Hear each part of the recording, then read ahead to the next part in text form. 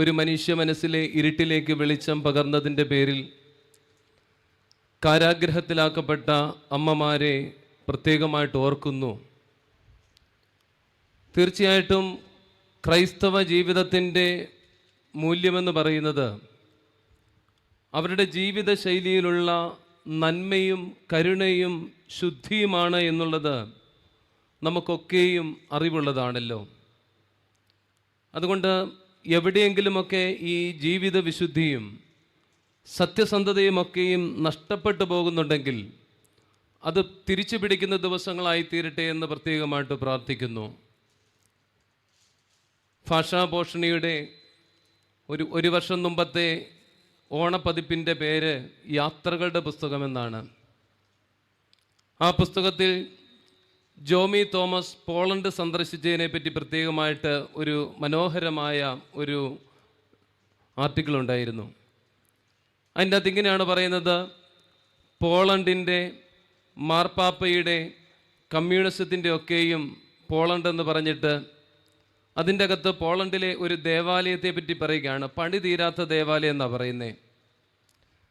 ആ ദേവാലയത്തിൽ രണ്ട് സഹോദരങ്ങൾ ചേർന്നിങ്ങനെ ദേവാലയം പണിയുകയാണ്. ദേവാലയം പണിത് അതിൻ്റെ പൂർത്തീകരണത്തിന് മുമ്പായിട്ട് രണ്ട് മകുടങ്ങളാണ് ദേവാലയത്തിനുള്ളത്. ഇങ്ങനെ സഹോദരന്മാർ മത്സരത്തോടെ പണിയുകയാണ്. ഒരു ദിവസം ഒരു സഹോദരനൊരു സംശയം, താൻ പണിയുന്നതിനേക്കാളും ഉയരത്തിലാണോ മറ്റേ സഹോദരൻ ഇത് പണിയുന്നത്? ഈ ചിന്ത ഇങ്ങനെ അസ്വസ്ഥമാക്കാൻ തുടങ്ങി. കുറേ ദിവസം കഴിഞ്ഞു. ഒരു സഹോദരൻ മറ്റൊരു സഹോദരനെ ആരും അറിയാതെ വധിക്കുകയാണ്. വീണ്ടും താൻ തൻ്റെ മുമ്പോട്ടുള്ള പണികളുമായിട്ട് പോകുന്നു. കുറേ ദിവസം കഴിഞ്ഞപ്പോൾ ഇദ്ദേഹത്തിൻ്റെ മനസ്സിൽ തന്നെ ഒരു ചോദ്യം ഉയരുകയാണ്: ഞാൻ പണിയുന്നത് ദേവാലയമാണ്, പക്ഷേ ഞാൻ ചെയ്യുന്നതോ? ഞാൻ പണിയുന്നത് ദേവാലയമാണ്, ഞാൻ ചെയ്യുന്നതോ? ജോമി തോമസ് അതിൻ്റെ അടിയിൽ ഇംഗ്ലീഷിൽ ഇങ്ങനെ കുറിക്കുന്നു: we build the house of God outside, but what about inside? നമ്മൾ പുറമെയൊക്കെയും ദേവാലയം പണിയുന്നുണ്ട്, പക്ഷേ അകത്ത് ദേവാലയമാകുവാൻ നമുക്ക് സാധിക്കുന്നുണ്ടോ? വിശുദ്ധ യോഹന്നാൻ്റെ സുവിശേഷം 2-ാം അധ്യായത്തിൽ, പ്രത്യേകിച്ച് വലിയ നോമ്പിൻ്റെ ആദ്യത്തെ ദിവസം, പരിശുദ്ധിയായ കന്യക മറിയാം ആദ്യമായിട്ട് മധ്യസ്ഥത അണയ്ക്കുന്നുണ്ട്. അതിങ്ങനെയാണ്: ഇവിടെ വീഞ്ഞില്ല, they have no wine. ഈ രാത്രിയിൽ ആദ്യമായിട്ട് നമ്മൾ ചിന്തിക്കുന്നത്, പ്രിയപ്പെട്ടവരെ, നമ്മളുടെ പരിസരങ്ങളുടെ വേദനകളെ, നമ്മുടെ കൂടെയുള്ളവൻ്റെ നൊമ്പരങ്ങളെ, നമ്മളോട് ചേർന്ന് നിൽക്കുന്നവൻ്റെ ജീവിതത്തിലെ ആകുലതകളെ സ്വന്തം ആകുലതകളാക്കുവാൻ സാധിക്കുന്നുണ്ടോ എന്ന് തന്നെയാണ്. ക്രിസ്തുവിൻ്റെ ജീവിതം നോക്കുമ്പോൾ അതിൻ്റെ തുടക്കം മുതൽ അതിൻ്റെ അവസാനം വരെ അവൻ്റെ മരണസമയം പോലും കൂടെയുള്ളവനോട് പറയുന്നു. എന്താണ് പറയുന്നത്? ഇന്ന് നീ എൻ്റെ കൂടെ, ഇന്ന് നീ എൻ്റെ കൂടെ. അവസാനത്തെ അയൽക്കാരന് കൂടി സ്വർഗം കൊടുക്കുവാനുള്ള ഒരു സ്നേഹമുണ്ടവന്. പ്രിയപ്പെട്ടവരെ, നമ്മുടെ സഹോദരന് സ്നേഹം കൊടുക്കുവാൻ, അവൻ്റെ കുറവുകളിൽ ഒന്ന് ചേർത്ത് നിർത്തുവാൻ, അവൻ്റെ വേദനകളിൽ അവനെ ഒന്ന് ആശ്വസിപ്പിക്കുവാൻ, ചിലപ്പോൾ ഒരു വാക്കൊക്കെ മതിയായിരിക്കും നമ്മുടെ ബന്ധങ്ങളൊക്കെ കുറച്ചുകൂടി ഊഷ്മളമാക്കുവാൻ. അതുകൊണ്ട് ഈ നോമ്പ് കാലഘട്ടത്തിൽ നമ്മളിവിടെ ധ്യാനിക്കുമ്പോൾ നമ്മളോട് തന്നെ ഒന്ന് ചോദിക്കണം: നമ്മൾ പുറമെയൊക്കെ ദേവാലയം പണിയുന്നുണ്ട്, പക്ഷേ അകത്ത് ദൈവാലയം പണിയുവാൻ സാധിക്കുന്നോ എന്ന്. വിശുദ്ധ യോഹന്നാൻ എഴുതിയ 1-ാം ലേഖനം 3-ാം അധ്യായത്തിൻ്റെ 15-ാം വാക്യം ഇങ്ങനെയാണ്: സഹോദരനെ പകയ്ക്കുന്നവനെല്ലാം കള്ളനാകുന്നു. അവൻ ഒരു കാര്യം കൂടെ പറയുന്നു: അവൻ എന്ത് ലഭിക്കത്തില്ല? നിത്യജീവൻ ലഭിക്കത്തില്ല. പ്രിയപ്പെട്ടവരെ, നമ്മളുടെയൊക്കെ ജീവിതത്തിൻ്റെ ആത്യന്തികമായ ലക്ഷ്യം എന്തെന്ന് ചോദിച്ചാൽ നിത്യജീവനാണ്. ഒരിക്കൽ അച്ഛൻ പറഞ്ഞ പോലെ ഒരു തവണ സൺഡേ മിഷൻ്റെ ദേവാലയത്തിൽ പോകും. അപ്പോൾ ഒരു പള്ളിയിൽ പെരുന്നാളാണ്, അന്ന് ഞായറാഴ്ച പെരുന്നാളാണ്. അവിടെ ചെന്നപ്പോൾ കാലം ചെയ്ത കോട്ടയത്തിൻ്റെ ഭാഗ്യസ്മരണാർഹനായ ഈവാനിയസ് തിരുമേനിയാണ് പെരുന്നാളിൽ വന്നിരിക്കുന്നത്. അപ്പോൾ ഞാൻ പ്രസംഗമൊന്നും കാര്യമായിട്ട് നോക്കിയിട്ടല്ല പോയേ. പക്ഷേ പ്രസംഗത്തിൻ്റെ സമയമായപ്പം പറഞ്ഞു, ബ്രദർ പ്രസംഗിക്കാൻ പറഞ്ഞു. ഇപ്പോൾ നമ്മൾ തിരുമേനിയാണ്, നല്ല വിറയലുണ്ട്, എങ്കിലും പ്രസംഗിച്ചു. പ്രസംഗം എല്ലാം കഴിഞ്ഞു. തിരുമേനി പോയി ഒന്ന് ചിരിച്ചൊക്കെ കാണിച്ചു. നമ്മൾ വിജയിച്ചു എന്ന് വിചാരിച്ചു. എല്ലാം കഴിഞ്ഞ് ഭക്ഷണത്തിൻ്റെ സമയമായപ്പം തിരുമേനി പറഞ്ഞു, പ്രസംഗമൊക്കെ നല്ലതായിരുന്നു, പ്രസംഗമൊക്കെ നല്ലതായിരുന്നു. പക്ഷേ എല്ലാ പ്രസംഗത്തിൻ്റെയും ആത്യന്തികമായ ലക്ഷ്യം, സുവിശേഷ പ്രസംഗങ്ങളുടെ എല്ലാത്തിൻ്റെയും ആത്യന്തികമായ ലക്ഷ്യം എന്തായിരിക്കണം? മനുഷ്യനെ സ്വർഗരാജ്യത്തിലേക്ക് യാത്ര ചെയ്യുവാൻ പ്രേരിപ്പിക്കുക എന്നുള്ളതാ. പ്രിയപ്പെട്ടവരെ, പരിശുദ്ധയായ കന്യക മറിയാം നമ്മളോട് പറയുന്നത് ഇങ്ങനെയാണ്: അവൻ നിങ്ങളോട് എന്തെങ്കിലും പറഞ്ഞാൽ അതുപോലെ, അവൻ നിങ്ങളോട് എന്തെങ്കിലും പറഞ്ഞാൽ അതുപോലെ ചെയ്യുവീൻ. വേണമെങ്കിൽ അല്ലേ, ഈ കർത്താവ് തന്നെ പറയുന്നുണ്ട്, നിങ്ങൾ സന്തോഷിക്കുന്നവരുടെ കൂടെ സന്തോഷിക്കണം, ദുഃഖിക്കുന്നവരുടെ കൂടെ. പ്രിയപ്പെട്ട, ഇതിലേതാ എളുപ്പം? സന്തോഷിക്കുന്നവരുടെ കൂടെ സന്തോഷിക്കാനാണോ ദുഃഖിക്കുന്നവരുടെ കൂടെ ദുഃഖിക്കാനാണോ എളുപ്പം? അതുകൊണ്ട് ഞങ്ങളുടെ നാട്ടിലൊക്കെ കുറച്ച് ആൾക്കാരൊക്കെ ഈ വെളിയിൽ പോയി വലിയ കാശൊക്കെ ആയിട്ട് വരുമ്പോഴത്തേന്, അവിടെ ഞങ്ങൾ പാമ്പാടിയിൽ കൂരപ്പട ഭാഗത്തൊക്കെ പറയാറുണ്ട്, ഓ അവൻ അവിടെ എവിടുന്നോ കള്ളനോട്ട്. ചിരി കാണുമ്പോഴേ അറിയാം, ഈ കല്ലുപ്പാറയിൽ ഇതൊക്കെ പറയുന്നുണ്ടല്ലേ. ഒന്ന് കഷ്ടപ്പെട്ട് രക്ഷപ്പെട്ടു പോകുമ്പോൾ പറയുകയാണ്, അല്ല അവൻ എവിടുന്നോ കള്ളനോട്ട് കിട്ടിയതല്ലേ. അപ്പോൾ അവൻ്റെ വിജയത്തിൽ, അവൻ്റെ ഉയർച്ചയിൽ നമുക്ക് സന്തോഷമാണോ അതോ സങ്കടമാണോ വരുന്നേ? പ്രിയപ്പെട്ടവരെ, സന്തോഷിക്കുന്നവൻ്റെ കൂടെ സന്തോഷിക്കുവാൻ നമുക്ക് സാധിക്കാതെ നമ്മുടെ ജീവിതത്തിൽ വിജയിക്കുവാൻ സാധിക്കത്തില്ല. സുവിശേഷം വായിക്കുമ്പം പലപ്പോഴും നമ്മുടെയൊക്കെ വിചാരം, ഇത് എന്നോട് പറയുന്നതല്ല, ഇത് മറ്റുള്ളവരോട് അല്ലേ. നമ്മൾ പാടാറുണ്ട്, സ്വന്തം സഹോദരർ കൈവിടുമ്പോൾ യൗസേപ്പിൻ ദൈവം അല്ലേ സ്വന്തം സഹോദരനെ കുഴി പായിച്ചവനായി പാടുന്നേ. അതുകൊണ്ടാണ് യോഹന്നാൻ ഏറ്റവും ദൈവസ്നേഹത്തിൽ തൻ്റെ ക്രിസ്തുവിൻ്റെ ഹൃദയത്തിൻ്റെ സ്പന്ദനമറിഞ്ഞവൻ, അവൻ്റെ മാറോട് ചേരിയവൻ പറയുകയാണ്, സ്വന്തം സഹോദരനെ പകയ്ക്കുന്നവനെല്ലാം എന്താണ്? ഈ രാത്രിയിൽ ഈ പന്തലിൽ നിന്ന് വെളിയിലേക്ക് പോകുമ്പോൾ നിങ്ങളുടെ ഭവനത്തിൽ നിങ്ങളുടെ അയൽവക്കംകാരോടോ സ്വന്തം സഹോദരനോടോ, ഒരുപക്ഷെ നമ്മുടെ മതത്തിൽ പോലുള്ളവനായിരിക്കത്തില്ല, അവരോട് പിണക്കമുണ്ടെങ്കിൽ ആദ്യം നീ നിന്റെ സഹോദരനോട് പോയി വന്ന് നിരക്കുക. അതിനുശേഷം നീ എന്ത് ചെയ്യുക? ബലി കഴിക്കുക എന്നാ സുവിശേഷം പറയുന്നത് കേട്ടോ. സുവിശേഷം എന്ന് പറഞ്ഞാൽ നല്ല വിശേഷം എന്നാ. എൻ്റെ മാത്രമല്ല, എൻ്റെ കൂടെയുള്ളവരുടെയും പ്രത്യേകിച്ച്. അതുകൊണ്ട് വേദനകളും പ്രയാസങ്ങളും ഒക്കെ വരുമ്പോൾ ദൈവത്തെ മുറുകെ പഠിക്കണം. മലയാളത്തിലെ സച്ചിദാനന്ദൻ എന്ന് പറയുന്ന എഴുത്തുകാരൻ തൻ്റെ ഒരു കൃതിയിൽ ഇങ്ങനെ ചോദിക്കുന്നുണ്ട്, നിങ്ങൾ ദേവാലയത്തിൽ അല്ലെങ്കിൽ നിങ്ങൾ അമ്പലങ്ങളിൽ ഉത്സവത്തിന് പോകുമ്പോൾ നിങ്ങളുടെ കുഞ്ഞുങ്ങളുടെ കണ്ണെന്തിനാണ് പൊത്തിപ്പിടിക്കുന്നത്? നിങ്ങൾ ദേവാലയത്തിൽ പെരുന്നാളിന് പോകുമ്പോൾ കുഞ്ഞുങ്ങളുടെ കണ്ണെന്തിനാണ് പൊത്തിപ്പിടിക്കുന്നത്? ഈ കല്ലൂപ്പാറ പെരുന്നാളിനൊക്കെ എനിക്കറിയത്തില്ല, പണ്ട് ഈ മൺട്രാട് പെരുന്നാളിനും പുതുപ്പള്ളി പെരുന്നാളിനും ഒക്കെ പോകുമ്പോൾ ഇങ്ങനെ നടന്നാണ് പോകുന്നത്. ഇന്നത്തെ പോലെ വലിയ വാഹന സൗകര്യങ്ങളൊന്നുമില്ല. ഒന്ന് മൺട്രാട് കവലയിലൊക്കെ ഇറങ്ങിയിട്ട് മുതിർന്നവരുടെ കയ്യിലൊക്കെ ഇങ്ങനെ പിടിച്ചാൽ പോകുന്നത്. അപ്പം ഈ അമ്മമാർ കുറേ നാണയങ്ങൾ കൈ കരുതും. ഈ നാണയങ്ങൾ പോകുന്നിടത്ത് മുഴുവൻ ഇങ്ങനെ കൊടുത്താണ് പോകുന്നത്. അപ്പം നമ്മൾ കണ്ണ് കാണാത്തവരെ കാണാം അല്ലേ. കർത്താവിൻ്റെ സമയത്ത് ഈ കണ്ണ് കാണാത്തവർക്കും മിണ്ടാൻ മേലാത്തവർക്കൊക്കെ സൗഖ്യം കൊടുത്തു. പക്ഷെ നമുക്കതിന് സാധിക്കാത്തതുകൊണ്ട് നമ്മളിങ്ങനെ നാണയത്തൊട്ട് കൊടുക്കുകയാണ്. എന്നാൽ ഇന്നും സൗഖ്യം വരുന്നുണ്ട്. പ്രിയപ്പെട്ടവരെ, ഇങ്ങനെയുള്ള ആൾക്കാരെ കാണുമ്പോൾ നിങ്ങൾ എന്തിനാണ് കണ്ണ് പൊത്തിപ്പിടിക്കുന്നത്? കാരണം നമ്മുടെ കുഞ്ഞുങ്ങൾ അറിയണം, ജീവിതത്തിൽ കഷ്ടതകളുണ്ട്, ജീവിതത്തിൽ പ്രയാസങ്ങളുണ്ട്, ജീവിതത്തിൽ പരാജയങ്ങളുണ്ട്. നമ്മൾ മക്കളോട് പറയുകയാണല്ലേ. ഇന്ന് ഒരു വീട്ടിൽ ചെന്നപ്പോൾ അവിടുത്തെ ആള് പറയുകയായിരുന്നു, ഒരു കുട്ടിയെ പറ്റി പറയുകയാണ്, ആ കുട്ടി സൺഡേ സ്കൂൾ പരീക്ഷയ്ക്ക് ഫസ്റ്റാണ്. പക്ഷേ ഈ കൊച്ചു കരയുകയാണ്. ഈ കൊച്ചു കരഞ്ഞപ്പം കൂടെയുള്ള കുട്ടികൾ ചോദിക്കുന്നുണ്ട്, നീ എന്നതിനാ കരയുന്നത്, നിനക്ക് ഫസ്റ്റല്ലേ? അപ്പം പറഞ്ഞു, ഫസ്റ്റ് ആയതുകൊണ്ടല്ല കരയുന്നേ, മറിച്ച് ഫുള്ള് മാർക്ക് കിട്ടിയില്ലേ വീട്ടിൽ ചെല്ലുമ്പോൾ അപ്പൻ കിട്ടിയില്ലെങ്കിൽ വീട്ടിൽ ചെല്ലുമ്പോൾ അപ്പൻ. പ്രിയപ്പെട്ടവരെ, നമ്മുടെ കുഞ്ഞുങ്ങളെ കമ്പോളത്തിലെ ഒരു ചരക്കായിട്ട് വളർത്തരുത്. ചിലപ്പം പരാജയങ്ങളുണ്ടാകാം, 1ലും 2ലും ഒക്കെ പരാജയപ്പെടട്ടെന്നേ. അവർക്ക് വിജയിക്കുവാൻ വേണ്ടി ഒരു ചവിട്ടുപടിയാകും. കാരണം ചില ചിന്തകന്മാരൊക്കെ പറയുന്നത് പരാജയമെന്ന് പറയുന്നത് ഗുരുക്കന്മാരാണെന്നാണ് കേട്ടോ. അതുകൊണ്ട് പിള്ളേരെല്ലാം തോക്കാനല്ല പറയുന്നത്. പക്ഷേ തോക്കാലും എന്ത് ചെയ്യണം? വിജയിക്കുവാനുള്ള ഒരു മനസ്സ് നമ്മുടെ ജീവിതത്തിലുണ്ട്. ഒരു പക്ഷേ കാനാവിൽ ഒരു പരാജയമുണ്ടാകുന്നുണ്ട്. വേണമെങ്കിൽ അമ്മയ്ക്ക് അത് ആഘോഷിക്കാമായിരുന്നു. പക്ഷേ അമ്മ രഹസ്യമായി ക്രിസ്തുവിൻ്റെ അടുക്കൽ വന്നു പറയുകയാണ്, ഇവിടെ എന്തുണ്ട്? ഇവിടെ ഒരു കുറവുണ്ട്, ദേ ഹാവ് നോ വൈൻ. പ്രിയപ്പെട്ട നമ്മുടെ കുടുംബജീവിതത്തിലേക്കൊന്ന് വന്നേ.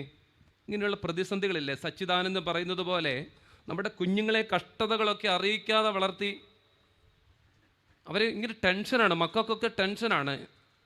10ഉം 15ഉം വയസ്സാകുമ്പോൾ തന്നെ BP മരുന്ന് കഴിക്കുന്ന കുഞ്ഞുങ്ങൾ വളർന്നുകൊണ്ടിരിക്കുകയാണ്. അതുകൊണ്ട് ഈ പ്രതിസന്ധികളെയൊക്കെ അതിജീവിക്കുവാൻ നമുക്ക് തമ്പുരാനെ ഒന്ന് മുറുകെ പിടിക്കാം. ഈ കുറവുകളെയൊക്കെ മാറ്റുവാൻ ദൈവത്തെ മുറുകെ പിടിപ്പിക്കാം.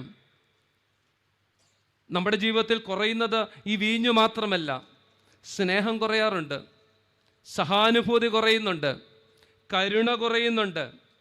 നമ്മുടെ കുടുംബജീവിതത്തിലേക്കൊക്കെ കടന്നു വരുമ്പോൾ ഇന്ന് പലപ്പോഴും സംഭവിച്ചുകൊണ്ടിരിക്കുന്നത് എന്താണ്? ഇന്ന് 2 തരത്തിലുള്ള പ്രശ്നങ്ങൾ നമ്മുടെ സമൂഹത്തിൽ നടക്കുന്നുണ്ട്. ഒന്ന്, ഞങ്ങൾ ആൺപിള്ളേർ നോക്കിയിട്ട് കല്യാണം കഴിക്കാൻ യാതൊരു നിവൃത്തിയില്ല.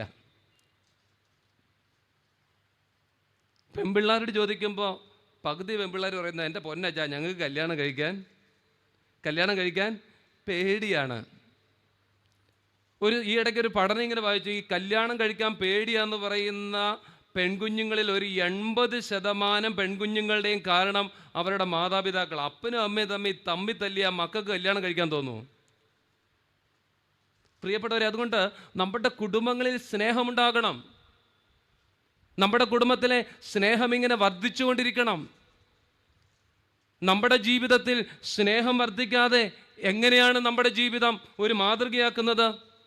തിങ്കളാഴ്ച 3-ാം മണിയുടെ രഹസ്യ പ്രാർത്ഥന ഇങ്ങനെയാണ്: ഒരിക്കലും കോപിക്കാത്തവനും ദയവോടെ അകൃത്യങ്ങളെല്ലാം വഹിക്കുന്നവനുമായ നല്ലവനെ, എൻ്റെ ഹൃദയത്തെ നിൻ്റെ സമാധാനം കൊണ്ടും ദുഷ്ടന് കടക്കുവാൻ കഴിയാത്ത വേർപെടാത്ത സ്നേഹം കൊണ്ടും നിറയ്ക്കണമേ. 2 കാര്യമാണ് പറയുന്നത്. ഒന്ന്, നിൻ്റെ സമാധാനം എൻ്റെ ജീവിതത്തിൽ നിറയ്ക്കണം. 2 എന്താണ്? ദുഷ്ടന് കടക്കുവാൻ സാധിക്കാത്ത സ്നേഹം കൊണ്ട് നിറയ്ക്കണം. പ്രിയപ്പെട്ടവരെ, നമ്മുടെ കുടുംബജീവിതത്തിൽ ഇന്ന് കുറഞ്ഞു പോകുന്നത് സ്നേഹമാണ് കേട്ടോ.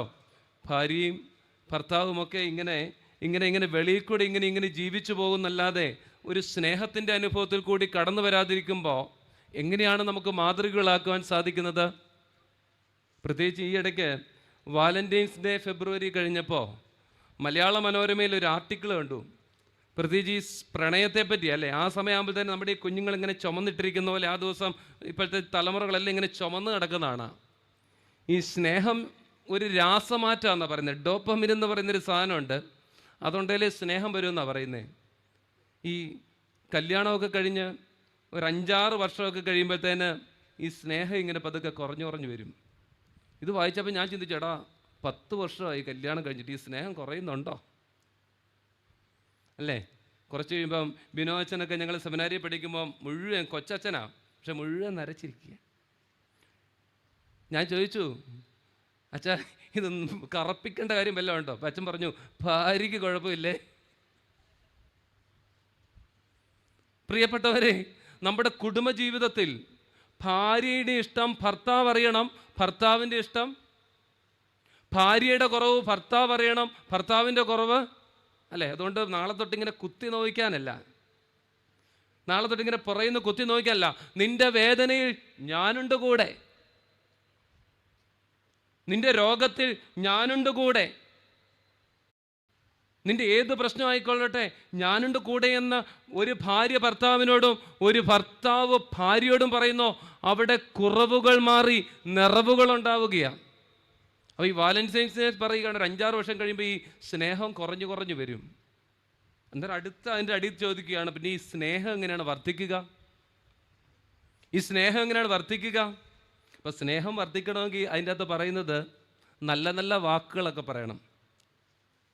ഇന്നിപ്പോൾ നമ്മുടെ കുഞ്ഞുങ്ങൾക്കൊക്കെ പലപ്പോഴും പറ്റുന്നത് വീട്ടിൽ നിന്ന് ഇത് കിട്ടാത്തതുകൊണ്ട്, എനിക്കറിയാം ഇത് ലോകം മുഴുവൻ പോകുന്നുണ്ടെന്നറിയാം, ആ ബോധ്യത്തോടുകൂടെ പറയുകയാണ്. നമ്മുടെ കുടുംബത്തിൽ നിന്ന് കുഞ്ഞുങ്ങൾക്ക് സ്നേഹം കിട്ടാത്തതുകൊണ്ട് ഈ ഡോപ്പാമിനൊക്കെ കൂടുന്ന ചില ഞരമ്പേക്കൂടെയൊക്കെ കുത്തിവെക്കുന്ന ചിലവന്മാരൊക്കെ ഒന്ന് പറയുമ്പോഴത്തേന് ഒറ്റ പോക്കാം. അതുകൊണ്ട് നമ്മൾ നമ്മുടെ ഭാര്യ ഭർത്താവിനോട് പറയണം. എന്ത് പറയണമെന്നറിയാമോ? നമ്മുടെ ഈ പിള്ളേരൊക്കെ പറയുന്ന സാധനം തന്നെ പറയണം. അത് തന്നെ, ഐ ലവ് യു. നമ്മുടെ മക്കളത് കേൾക്കണം. നമ്മുടെ മക്കളോട് അങ്ങനെ പറയണം. ഒന്ന് ചോദിച്ചേ, ഭാര്യയും നമ്മുടെ മക്കളെ നമ്മൾ ചുംബിക്കാറുണ്ടോ? ഉണ്ടോ? കൊള്ളാം. നമ്മുടെ മക്കളെ നമുക്ക് ചുംബിക്കുവാൻ സാധിക്കണം. തിരിച്ച് നമ്മുടെ മക്കളും നമ്മളെ ചുംബിക്കണം. നല്ല നല്ല വാക്കുകൾ പറയണം. ചിലർക്കൊക്കെ ഫോണിൽ കൂടെ വർത്താനം പറയാൻ 1/2 മണിക്കൂർ, 3/4 മണിക്കൂർ, 2 മണിക്കൂർ, 3 മണിക്കൂർ. വീട്ടിൽ പള്ളിയുടെ അടുത്ത സെമിത്തേരി പോലെയാണ്. ഒരിക്കലും ഞാൻ പ്രാർത്ഥനയുണ്ട്, ഇതിനു മുമ്പിരുന്ന പള്ളി പ്രാർത്ഥനയും ചൊവ്വാഴ്ചയാണ്. അപ്പം ഇങ്ങനെ പറഞ്ഞിങ്ങനെ പ്രസംഗത്തെ നമ്മൾ വലിയ ഇതായില്ല, ഇങ്ങനെ പറഞ്ഞു വരുമ്പോൾ തന്നെ ഞാൻ പറഞ്ഞു, അവിടെ കുറച്ചൊരു 50 വയസ്സിന് മുകളിലുള്ളവരെ കൂടുതലും പ്രാർത്ഥനയോത്തിന് വരുന്നേ. അപ്പോൾ ഈ കാര്യം പറഞ്ഞിട്ട് ഞാൻ പറഞ്ഞു, നിങ്ങൾ ഇന്ന് തന്നെ വീട്ടിൽ ചെന്നിട്ട് ഭാര്യയോട് പറയണം ഐ ലവ് യു എന്ന് പറയണം എന്ന് പറഞ്ഞു. എല്ലാവരും വലിയ സന്തോഷത്തോടെ പോയി. അടുത്ത ചൊവ്വാഴ്ച ഇങ്ങനെ വന്നപ്പോൾ തന്നെ ഒരു 70-75 വയസ്സുള്ളൊരു അപ്പച്ചൻ ഇങ്ങോട്ട് വന്നിട്ട് പറഞ്ഞു, അച്ഛൻ കഴിഞ്ഞ ആഴ്ച കാണിച്ചത് ഇച്ചിരി കഷ്ടമായിപ്പോയെന്ന് പറഞ്ഞു. ഞാൻ പറഞ്ഞു, അച്ഛൻ ഞാനെന്ത് ചെയ്തു? അച്ഛനല്ലേ പറഞ്ഞേ ഭാര്യയോട് പോയി ഐ ലവ് യു എന്ന് പറയണമെന്ന്. ഞാൻ പറഞ്ഞു. എന്നാ പറഞ്ഞു? എനിക്ക് കേൾക്കാനുള്ളൊരു ആകാംക്ഷയാണ്. അപ്പം ഞാൻ പറഞ്ഞു, അവൾ എന്നോട് പറയുക എന്നെ കൊണ്ട് ഊളംപാറ വിടണമെന്ന്.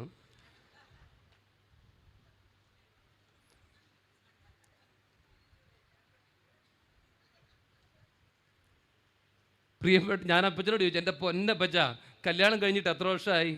അപ്പച്ചൻ പറഞ്ഞു, ഒരു 52 വർഷമായി. ഞാൻ പറഞ്ഞു, ആദ്യത്തെ 1 വർഷം പറഞ്ഞിട്ട് പിന്നെ ഇത് പറഞ്ഞിട്ടുണ്ടോ? പതുക്കെ പറഞ്ഞു,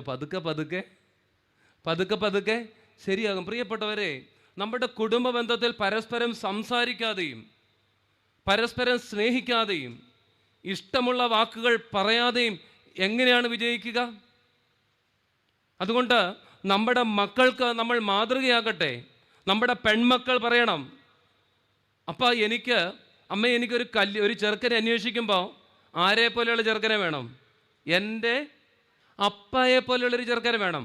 നമ്മുടെ ആൺപിള്ളേർ പറയണം, എനിക്ക് കല്യാണം കഴിക്കുമ്പോൾ ആരെ പോലെയുള്ളൊരു പെണ്ണിനെ വേണം? എൻ്റെ അമ്മയെ പോലെയുള്ളൊരു പെണ്ണിനെ വേണം. പ്രിയപ്പെട്ടവരെ, അങ്ങനെയാണെങ്കിൽ മാത്രമേ നമ്മുടെ ഓരോരുത്തരുടെയും ജീവിതം നിറയത്തുള്ളൂ. അതുകൊണ്ട് ദുഷ്ടന് കടക്കുവാൻ സാധിക്കാത്ത വേർപെടാത്ത സ്നേഹം കൊണ്ട് നമ്മുടെ കുടുംബങ്ങൾ അനുഗ്രഹമാകട്ടെ, നമ്മുടെ വ്യക്തി ജീവിതം അനുഗ്രഹമാകട്ടെ എന്ന് പ്രത്യേകമായിട്ട് പ്രാർത്ഥിക്കുക. ഈ കുറേ വർഷങ്ങളായിട്ട് വളരെയേറെ ചർച്ച ചെയ്യപ്പെടുന്ന ഒരു പുസ്തകമാണ് സന്തോഷകരമായ ദീർഘായുസിനു വേണ്ടി ഒരു ആമുഖം എന്ന് പറഞ്ഞ ജപ്പാനിൽ നിന്നുള്ളൊരു പുസ്തകമാണ്. ഒരു പക്ഷേ എൻ്റെ പേര് നിങ്ങൾ കേട്ടിട്ടുണ്ടാകും, ഇക്കിഗായി എന്ന പുസ്തകത്തിൻ്റെ പേര് കേട്ടിട്ടുണ്ടോ? ഇല്ലെങ്കിൽ നിങ്ങൾ വീട്ടിൽ ചെന്നിട്ട് ശ്രദ്ധിക്കണം, ഗൂഗിളിൽ സെർച്ച് ചെയ്യണം, എന്താണ് ഇക്കിഗായി. അതിൻ്റെ അകത്ത് പ്രത്യേകിച്ച് 100 വയസ്സിന് മുകളിൽ ജീവിച്ച് സന്തോഷത്തോടെ മരിച്ച ആൾക്കാരുമായി ബന്ധപ്പെട്ട് ചിന്തിച്ച് എടുത്ത ഒരു പുസ്തകമാണ്. ആ പുസ്തകത്തിൻ്റെ അകത്ത് മരണസമയത്ത് ആൾക്കാർ ചിന്തിക്കുന്ന 4 കാര്യത്തെപ്പറ്റി പറയാറുണ്ട്. പക്ഷേ മരണസമയത്ത് അത് ചിന്തിച്ചിട്ടൊരു കാര്യമില്ല, അല്ലേ? നമ്മളൊരു പാട്ട് പാടാറുണ്ടല്ലേ, പൊന്നിന് വിലയില്ല അവിടെങ്ങും അങ്ങീശോയാൻ ദേവേശൻ വിധിപീഠത്തിൽ, അല്ലേ? ഇന്നും കണ്ടു മലയാള മനോരമയുടെ മുമ്പിൽ ഒരു കൊച്ചു കുഞ്ഞിൻ്റെ കത്ത്. 2 ദിവസം മുമ്പുണ്ടായിരുന്നു. ഒരമ്മയും മകനോടെ ഒരു പെങ്കൊച്ച് കൊടുത്ത സ്ത്രീധനം. ഞാൻ സത്യം പറഞ്ഞാൽ കുറച്ച് നാൾ മുമ്പ് വിചാരിച്ച് ഈ അമ്മായിയമ്മപ്പോരൊന്നും ഇല്ലെന്നാ. നമ്മൾ ഈ മാതാവിനെ പറ്റിയൊക്കെ ധ്യാനിച്ചിട്ട് ഞങ്ങളുടെ അടുത്തിങ്ങനെ പറഞ്ഞൊരു കഥയുണ്ട്. ഒരാൾ 8 നോമ്പിന് മൺട്രാട്ടുപള്ളിയിൽ പോകുമ്പം മരുമോളോട് പറഞ്ഞു, മരുമോൾ എന്തോ പറഞ്ഞു ഇഷ്ടപ്പെട്ടില്ല, ഞാൻ പള്ളിയിൽ പോയിട്ട് തിരിച്ച് വന്നിട്ട്,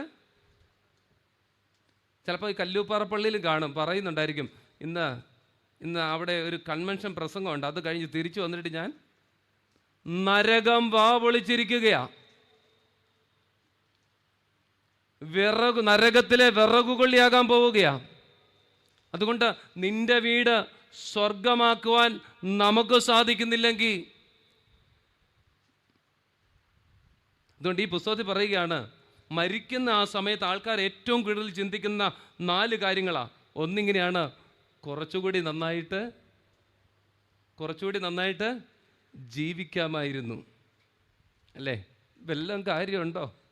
ഐസുയി വലിച്ച് കിടക്കുകയാ, ഇങ്ങനെ ശ്വാസം വലിച്ച് കിടക്കുക, കുറച്ചുകൂടെ എന്നേലും ജീവിക്കാൻ പറ്റുമോ? അന്നേരം ചിന്തിച്ചിട്ട് കാര്യമുണ്ടോ?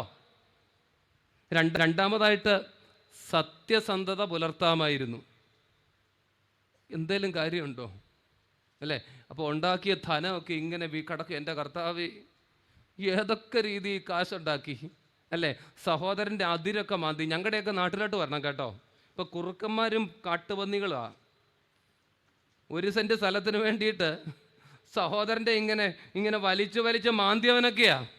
ഇപ്പം മക്കളൊക്കെ അങ്ങ് ഫിലാഡൽഫിയയിലും, അല്ലേ, അങ്ങ് സാൻ ഫ്രാൻസിസ്കോയിലും ഒക്കെ പല്ല് തന്നെ തെറിച്ചു പോവും.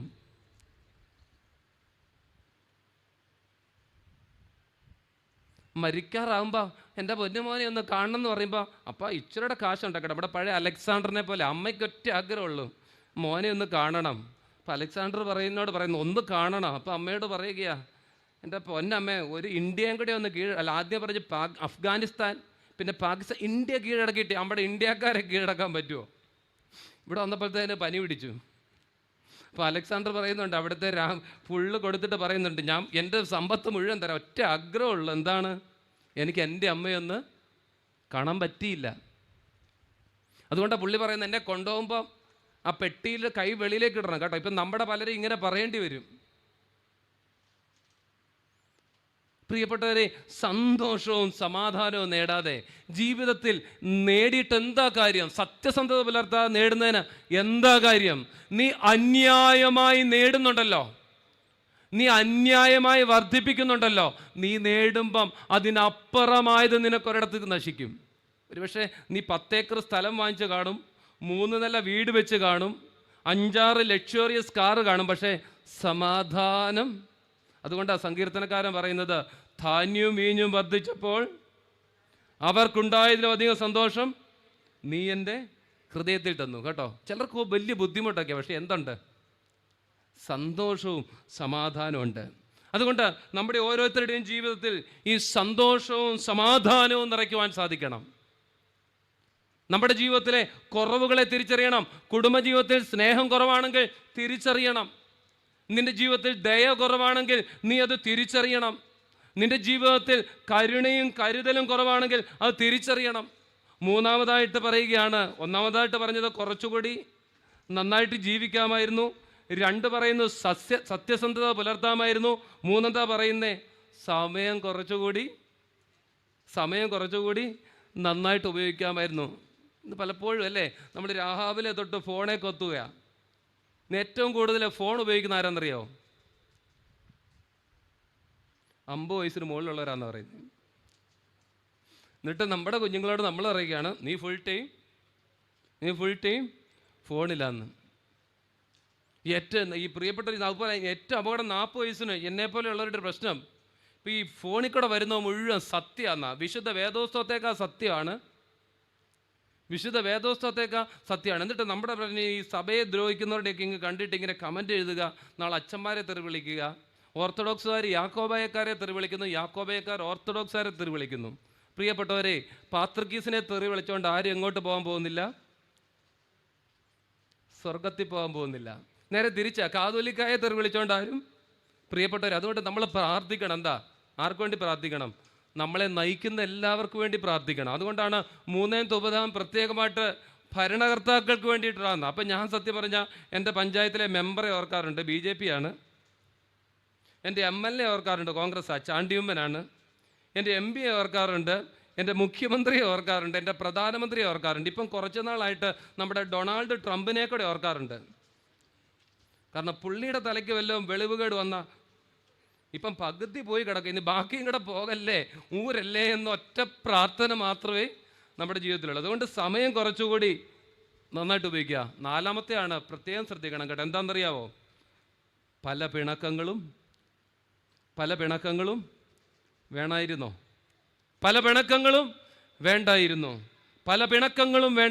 പ്രിയപ്പെട്ടവരെ, നമ്മുടെ ജീവിതത്തിൽ വെറുപ്പിൻ്റെ സുവിശേഷമുണ്ടെങ്കിൽ അത് ഉപേക്ഷിക്കണം. മരിക്കുന്ന സമയത്ത് ചിന്തിച്ചിട്ട് ഒരു കാര്യമില്ല. കയ്യിൽ നിന്ന് പോയി കഴിഞ്ഞു, കയ്യിൽ നിന്ന് കാലം പോയി കഴിഞ്ഞു, കയ്യിൽ നിന്ന് സമയം പോയി കഴിഞ്ഞു. അതുകൊണ്ട് ഈ പന്തലിൽ നിന്നുകൊണ്ടൊരു തീരുമാനമെടുക്കണം. കുറച്ചുകൂടി ഞാൻ നന്നായിട്ട് ജീവിക്കും, സത്യസന്ധനായിരിക്കും, സമയം കുറച്ചുകൂടി നന്നായിട്ട് ഉപയോഗിക്കും. പല പിണക്കങ്ങളും, അപ്പം ഞാൻ സ്വർഗത്തോടും നിന്നോടും നിൻ്റെ മകനെന്ന് വിളിക്കുവാൻ എനിക്ക് നിൻ്റെ ഭവനത്തിൽ നിന്റെ ഭവനത്തിൽ ഒരു കൂലിക്കാരനെ, പക്ഷെ അവരെ കൂലിക്കാരനായിട്ടല്ല, മകനായിട്ടാണ്, രാജകുമാരനായിട്ടാണ് സ്വീകരിക്കുന്നത്. നഷ്ടപ്പെട്ട ഒരുവൻ തിരികെ വരുമ്പോൾ സ്വർഗം അങ്ങനെ സന്തോഷിക്കുന്ന പറയും. അതുകൊണ്ടാണ് യോഹന്നാന്റെ സുവിശേഷം 8-ാം അധ്യായത്തിൽ യേശു തമ്പുരാൻ ഒലിവ് മലയിൽ നിന്ന് ഇറങ്ങി ദേവാലയത്തിൽ അതിരാവിലെ പ്രാർത്ഥിക്കുവാൻ വരുമ്പം ദേവാലയത്തിലെ പ്രമുഖന്മാര് ഒരു സ്ത്രീയെ കൊണ്ട് വരുന്നുണ്ട്. എന്നിട്ട് പറയുക, ഇവള് പാപിനിയാ, ഇവളെ കല്ലെറിഞ്ഞു കൊല്ലണം. പ്രിയപ്പെട്ടവരെ, ദേവാലയം ആരുടെയാണ്? പുണ്യവാന്മാരുടെ സ്ഥലമാണോ? അത് തിരിച്ചുവരവിൻ്റെ സ്ഥലമാ, അത് കുറവുകൾ പരിഹരിക്കേണ്ടുന്ന സ്ഥലമാ, കണ്ണുനീരിൻ്റെ സ്ഥലമാ. യേശു ഒന്നും പറയുന്നില്ല, അവനിങ്ങനെ എന്തോ എഴുതിക്കൊണ്ടിരിക്കുകയാ. കുറെ കഴിയുമ്പോൾ എല്ലാവരും പോയി, കർത്താവും ആ സ്ത്രീ മാത്രമാ. കർത്താവ് ചോദിക്കുന്നു, എന്താണെന്നറിയാവോ? സ്ത്രീയെ, അവർ നിന്നെ കുറ്റം വിധിച്ചില്ലേ? ഇല്ല, ഞാനും നിന്നെ വിധിക്കുന്നില്ല. ഇനി നീ പ്രിയപ്പെട്ടവരെ, നമ്മുടെ ജീവിതത്തിൽ ഒരു തവണ കൂടി ഈ കല്ലുപാറ കൺവെൻഷൻ കൂടുവാൻ പറ്റുമോ എന്നറിയത്തില്ല. ഇപ്പം ഇങ്ങോട്ട് ഇറങ്ങുന്നതിന് മുമ്പ് ഗീവറീസ് അച്ഛൻ പറയുകയായിരുന്നു, 23 വയസ്സുള്ള 23 വയസ്സുള്ള ഒരു ചെറുപ്പക്കാരൻ, ഓടി നടന്ന പയ്യനാ, മെലിഞ്ഞ പയ്യനാ, ഒറ്റയടിക്ക് നമുക്ക് ഒരു മുന്തിരിത്തോട്ടത്തിന് അത്തിയുടെ ഉപമയുണ്ടല്ലോ, കർത്താവേ കുറച്ചുകൂടെ വളമൊക്കെ ഒന്നിട്ട് നോക്കാം, കായ്ച്ചില്ലേലെ വെട്ടിക്കളയാം. പ്രിയപ്പെട്ടവരെ, നമുക്ക് കിട്ടിയിരിക്കുന്ന അവസരങ്ങളെ നമ്മൾ ഉപയോഗിക്കുന്നില്ല എങ്കിൽ നമ്മുടെ ജീവിതം പരാജയമായി തീരും. അതുകൊണ്ട് ജീവിതത്തിൽ കുറവുകളുണ്ടെങ്കിൽ അതിനെ തിരിച്ചറിയുക. അത് ആ കുറവിനെ തിരിച്ചറിഞ്ഞെങ്കിൽ മാത്രമേ വിജയിക്കാൻ സാധിക്കത്തുള്ളൂ. ഈ മാസത്തിന് പറയാറുള്ള 2 പേരുണ്ട്. ഒന്ന് പഞ്ഞക്കർക്കടകം, രണ്ടെന്താണ്? ഹൈന്ദവ സഹോദരങ്ങളൊക്കെ പറയാനെന്താ? രാമായണ മാസം. ഈ രാമായണത്തിലെ ഒരു പ്രധാന കഥാപാത്രമാണ് ബജ്രംഗ്, നമ്മുടെ ഹനുമാനെ. ഒരു ദിവസം ഇങ്ങനെ ലക്ഷ്മണൻ വീണ് കിടന്നപ്പം രാമൻ പറഞ്ഞു, ഇനി എന്നെ കൊണ്ട് എന്ത് പറ്റത്തില്ല, ഒന്നും ചെയ്യാൻ പറ്റത്തില്ല. ഈ ലക്ഷ്മണന് രക്ഷപ്പെടണമെങ്കിൽ എന്ത് വേണം? മൃതസഞ്ജീവനി വേണം. അപ്പം ഇത് വേണമെന്ന് കേട്ടപ്പോഴേ നമ്മുടെ ഹനുമാൻ ഒറ്റ ചാട്ടത്തിന് ചെന്നു. അവിടെ ചെന്നപ്പോഴത്തേനും മരുത്വാമലയുടെ താഴെ ഇങ്ങനെ ഒന്ന് നിൽക്കുക. പേരങ്ങ് മറന്നുപോയി. നമ്മുടെയൊക്കെ പിള്ളേരൊക്കെ പലപ്പോഴും പറയാറില്ലേ, എല്ലാം പഠിച്ചാൽ പോയ കൃത്യം ഇന്ത്യയുടെ തലസ്ഥാനം ഡൽഹിയാണോ ബോംബെ ആണോ? ഹനുമാന് ഇത് പറ്റി. കുറേ ചിന്തിച്ചു, താമസിച്ചാൽ ലക്ഷ്മണൻ പോക്കാം. അപ്പം ഹനുമാൻ എന്ത് ചെയ്തു? പിന്നെ പർവ്വതം, ഇപ്പം ഈ യുദ്ധം എടുക്കാൻ പറഞ്ഞ് എനിക്ക് എടുക്കാൻ പറ്റത്തില്ല, പിന്നെയല്ലേ ഹനുമാൻ ഈ മർവം പൊക്കുന്നേ. ഹനുമാൻ അങ്ങോട്ട് വലുതാകാൻ തുടങ്ങി. വളർന്ന് ഒരു പരിധി കഴിഞ്ഞപ്പോഴത്തേനും മരുത്വാമല എന്തായി? ചെറുതായി. പ്രിയപ്പെട്ടവരെ, ജീവിതത്തിൽ പ്രതിസന്ധി ഉണ്ടാകുമ്പോൾ പ്രതിസന്ധിയുടെ മുമ്പിൽ തളർന്നു പോകാതെ നമ്മളങ്ങ് വളരണം. നമ്മൾ വളരുമ്പോൾ നമ്മുടെ ജീവിതത്തിലെ പ്രതിസന്ധികൾ ഇങ്ങനെ മാറുന്നത് കാണും. കുറച്ച് മിനിറ്റ് കൂടി എനിക്ക് അനുഭവിച്ചിട്ടുള്ളൂ. അതുകൊണ്ട് ജീവിതത്തിലെ പ്രതിസന്ധികൾ, അതുകൊണ്ടാണ് യോഹന്നാന്റെ സുവിശേഷം ആദ്യത്തെ അധ്യായമാണ് നമ്മൾ കണ്ടത്. അവസാനത്തെ 20-ാം അധ്യായത്തിലേക്ക് വരുമ്പോൾ കർത്താവിൻ്റെ ഉയർപ്പാണ് അവിടെ കാണിക്കുന്നത്. ആ ഉയർപ്പിൻ്റെ ഇടയ്ക്ക് ഒരു സ്ത്രീ ഇങ്ങനെ കരഞ്ഞോണ്ട് നിൽക്കുകയാണ്. ഈ സ്ത്രീ ഇങ്ങനെ കരഞ്ഞോണ്ടിരിക്കുമ്പോൾ കർത്താവ് ചോദിക്കുന്നു, സ്ത്രീയെ, നീ എൻ്റെ കർത്താവിനെ എടുത്തോണ്ട് പോയെങ്കിൽ പറ, ഞാനവനെ എടുത്തോണ്ട് 3-ാമത്തെ ദിവസം അല്ലെങ്കിൽ 4-ാമത്തെ ദിവസം ലാസറിൻ്റെ കബറിലേക്ക് വരുമ്പം സഹോദരിമാർ പറയുന്നുണ്ട്, കർത്താവേ നാറ്റം വെച്ചു. ഇതേ നാറ്റമുള്ള ബോഡിയോട് ഈ പറയുകയാണ്, അവനെ എന്നൊക്കെ ഞാനങ്ങ് എടുത്തോണ്ട് പോക്കണം. ഖലീൽ ജിബ്രാൻ പറയുന്നത് പോലെ എല്ലാവരും, മറിയയുടെ ഒരു പ്രാർത്ഥന എന്നാണ് പറയുന്നത്, എല്ലാവരും എന്നെ സ്നേഹിച്ചു, പക്ഷേ എല്ലാവരും എന്നിൽ കൂടി അവരെ തന്നെയാണ് സ്നേഹിച്ചേ, പക്ഷേ ക്രിസ്തു മാത്രം എന്നെ സ്നേഹിച്ചു. അതുകൊണ്ട് അവൾ പറയുകയാണ്, അവനെ ഞാൻ കൊണ്ടുപോകാം. അവിടെ കർത്താവ് ചോദിക്കുന്നുണ്ട്, സ്ത്രീയെ നീ കരയുന്നതെന്ത്? നിന്റെ കണ്ണുനീര് കാണുന്നൊരു ദൈവമുണ്ട്, നിന്റെ പ്രതിസന്ധി കാണുന്നൊരു ദൈവമുണ്ട്, നിന്റെ പ്രതിസന്ധികളിൽ ഇടപെടുന്നൊരു ദൈവമുണ്ട്. ഒരു കാര്യം കൂടെ പറഞ്ഞ് ഞാൻ എൻ്റെ വാക്കുകൾ നിർത്തുകയാണ്. ഈയിടയ്ക്ക് എൻ്റെ പള്ളിയിലെ ഒരു പെങ്കൊച്ചിന് വയ്യാതെ അമൃതയെ സീരിയസ് ആയിട്ട് കിടക്കുകയാണ്. ഈ കൊച്ചിനെ കാണാൻ വേണ്ടിയിട്ട് അമൃത ഹോസ്പിറ്റലിൽ പോയി. അവിടെ 4 മണി തൊട്ടേ അനുവദിക്കത്തുള്ളൂ കയറി കാണാൻ. അപ്പം ഞാൻ അതിൻ്റെ ആ വലിയ അകത്ത് കയറിയിട്ട് വെളിയിലോട്ട് ഇറങ്ങിയപ്പോൾ അവിടെ ആയുർവേദത്തിൻ്റെ പിതാവെന്നാണല്ലോ അറിയപ്പെടുന്നത്. അദ്ദേഹത്തിൻ്റെ ഒരു വലിയൊരു പ്രതിമയുണ്ട്. അതിൻ്റെ തൊട്ട് താഴെ ഒരു 50-55 വയസ്സുള്ള 2 പേരിങ്ങനെ കെട്ടിപ്പിടിച്ചിരുന്ന് കരയുക. അപ്പം നമുക്ക് അത് ശ്രദ്ധിക്കേണ്ട കാര്യമില്ലല്ലോ. നമ്മുടെ മറ്റേ ഉപമയിലെ പോലെ നമ്മളെ മുമ്പോട്ട് പോയി. എങ്കിലും ഞാൻ പിന്നെ ഒന്ന് തിരിഞ്ഞു നോക്കിയപ്പോൾ എന്തോ അവരെയൊന്ന് കണ്ട് സംസാരിച്ചേക്കാന്ന് വെച്ച് തിരികെ വന്നു. എനിക്ക് 4 മണിയാകാൻ സമയമുണ്ട്, കയറാൻ സമയമായിട്ടില്ല. അവിടെ ചെന്നപ്പോഴത്തേന് ഇവരെന്നെ കണ്ടുകൊണ്ടങ്ങ് പൊട്ടിക്കരയുകയാണ്. ഞാൻ പറഞ്ഞു, നിങ്ങൾ കരയാതെ എന്താ പ്രശ്നം? വെച്ചാൽ ഞങ്ങൾ സൗദിയിലാണ് വർക്ക് ചെയ്യുന്നത്. എല്ലാ വർഷവും വരുമ്പോൾ ഒരു ഫുൾ ബോഡി ചെക്കപ്പ് ചെയ്യാറുണ്ട്. ഈ വർഷവും ഞങ്ങൾ കൊല്ലത്താണ് താമസിക്കുന്നത്. അവിടെ ഒരു ആശുപത്രിയിൽ ഇത് ചെയ്തപ്പോൾ ഭർത്താവിന് ക്യാൻസറാണ്. അച്ഛാ, ജീവിതം എത്രയോ സന്തോഷത്തോടെ പോയതാ. മാർത്തോമ സഭയിൽപ്പെട്ടവരാ, കൊല്ലംകാരാണ് ഈ ഭർത്താവ്. മാർത്തോമ പറയേ ജീവിതം ഭയങ്കര സന്തോഷമായിട്ട് പോയതാ. ദേവാലയവുമായി ബന്ധപ്പെട്ട കാര്യങ്ങളൊക്കെയും ബന്ധപ്പെട്ടാ പോയേ. പക്ഷെ ഇത് വന്നപ്പോൾ അങ്ങോട്ട് സഹിക്കാൻ പറ്റുന്നില്ല അച്ഛാ. ഒരു പക്ഷേ ഇവിടെ ഞങ്ങൾക്കൊരു ആശ്വാസം തരാൻ പോലും ആലില്ലെന്ന് ഓർത്ത് ഞങ്ങൾ പരസ്പരം ആലിംഗനം ചെയ്തങ്ങ് കരഞ്ഞു പോയതാ. അച്ഛൻ ഞങ്ങൾക്ക് വേണ്ടി പ്രാർത്ഥിക്കണം. ഞങ്ങളിങ്ങനെ വർത്തമാനമൊക്കെ പറഞ്ഞു. നേരെ പറഞ്ഞപ്പോൾ ആ പുള്ളിക്കാരിയുടെ വീട് കട്ടപ്പന. അന്നേരം ഞാൻ പറഞ്ഞു, ഇപ്പം അവിടെ ഒരു രാജു ഫിലിപ്പ് എന്ന് പറഞ്ഞൊരു ഡോക്ടറുണ്ട്, ഡോക്ടർ അറിയാമെന്ന് ചോദിച്ചു. ഇപ്പം പ്രത്യേകിച്ച് നമ്മുടെ സഭയുടെ ആയുർവേദ കോളേജിൻ്റെ, കോട്ടയത്ത് തുടങ്ങിയ ആയുർവേദ കോളേജിൻ്റെ ഡയറക്ടറൊക്കെയാണ്. അറിയാം, ഞങ്ങളൊക്കെ അടുപ്പക്കാരാണെന്നൊക്കെ പറഞ്ഞു. ഇങ്ങനെ ഞാൻ പോയി. കുറച്ച് ദിവസം കഴിഞ്ഞു. ഇടയ്ക്ക് നമ്മളിങ്ങനെ പ്രാർത്ഥനയിലൊക്കെ ഓർക്കാറുണ്ട്, എങ്കിലും നമുക്കറിയത്തില്ല, യാതൊരു പരിചയമില്ല. ഒരു ദിവസം സന്ധ്യാനമസ്കാരത്തിന് മുമ്പായിട്ട് വേദോത്സവം വായിച്ചുകൊണ്ടിരുന്നു. അതിന് ഒരു ബെല്ലടിച്ചു. അപ്പം പ്രാർത്ഥനയുടെ സമയമായിട്ട് എടുത്തില്ല. അതിന് ശേഷം തിരിച്ചു വിളിച്ചപ്പോൾ രാജു ഡോക്ടറാണ്. ഞാൻ ചോദിച്ചു, എന്താ ഡോക്ടറെ വിളിച്ചേ? എന്നോട് ചോദിച്ചു, അച്ഛന് സമയമുണ്ടോ സംസാരിക്കാമെന്ന് ചോദിച്ചു. ഞാൻ പറഞ്ഞു, സമയമുണ്ടെന്ന് പറഞ്ഞു. അച്ഛൻ അങ്ങ് അമൃതയെ പോയപ്പോൾ 2 പേരെ പരിചയപ്പെട്ടു, എന്നെ അറിയാമെന്ന് പറഞ്ഞ് ഓർക്കുന്നുണ്ടോ? ഞാൻ പറഞ്ഞു, ഓർക്കുന്നുണ്ട്, കൊല്ലംകാരാണ്, പേര് മറന്നുപോയി. അച്ഛൻ അവരൊന്നും അച്ഛനെ വിളിക്കാൻ നമ്പർ കൊടുത്തോളാൻ പറഞ്ഞു. നമ്പർ കൊടുത്തു. അവർ വിളിച്ചു. അവർ ഭയങ്കരമായിട്ട് കരയുകയാണ്. ഞാൻ പറഞ്ഞു, ചില പ്രതിസന്ധികളെ കർത്താവ് കാത്തുകൊള്ളും, കുഴപ്പമില്ല. അവർ പറയുന്നു, അച്ഛാ ഞങ്ങൾ അമൃതയെ പോയി പരിശോധിച്ചു. അതിന് മുമ്പായിട്ടാണ് പരിശോധനയ്ക്ക് ശേഷം വെളിയിലോട്ട് ഇറങ്ങിയപ്പോഴാണ് കണ്ടത്. പക്ഷേ അതിൻ്റെ റിസൾട്ട് വന്നപ്പോൾ എന്തില്ല? ക്യാൻസർ ഇല്ല. കൊല്ലത്തെ ആശുപത്രി എന്ന് പറയുന്നത് ക്യാൻസറാണ്, ഇത് വലിയ അപകടത്തിലേക്ക് പോവുകയാണ്. പക്ഷേ അമൃത ഹോസ്പിറ്റലിൽ അവർ പറയുകയാണ്, എന്താണ് പറയുന്നത്? ക്യാൻസർ ഇല്ല. അതുകൊണ്ട് അച്ഛാ, ഞങ്ങളുടെ ജീവിതത്തിൽ ദൈവം ഞങ്ങളെ ഒന്ന് പരീക്ഷിച്ചതാണ്. ഞങ്ങളുടെയും 3 മക്കളെയും പരീക്ഷിച്ചു. ഇനിയുള്ള ജീവിതം ജോലിയോടൊപ്പം ഞങ്ങളുടെ ജീവിതം എന്തിനു വേണ്ടി മാറ്റിവെക്കുകയാണ്? സുവിശേഷത്തിന് വേണ്ടി മാറ്റിവെക്കുകയാണ്. പ്രിയപ്പെട്ടവരെ, നിന്റെ കുറവുകളെ ദൈവസന്നിധിയിൽ സമർപ്പിച്ച് പ്രാർത്ഥിക്കുവാൻ മനസ്സുണ്ടോ? പാപിനിയായ സ്ത്രീ കണ്ണുനീരൊഴുക്കുകയാണ്. കണ്ണുനീരിനിടയ്ക്ക് അവൾ ക്രിസ്തുവിനെ തിരിച്ചറിയുന്നില്ല. ഇന്ന് ഈ പന്തലിൽ നിന്ന് വെളിയിലേക്ക് പോകുമ്പോൾ നമ്മളോട് തന്നെ ഒന്ന് ചോദിക്കണം, നമ്മുടെ ജീവിതത്തിലെ കുറവുകൾ എന്താണ്? എൻ്റെ സഹോദര ബന്ധത്തിലാണോ? എൻ്റെ മക്കളുമായുള്ള ബന്ധത്തിലാണോ?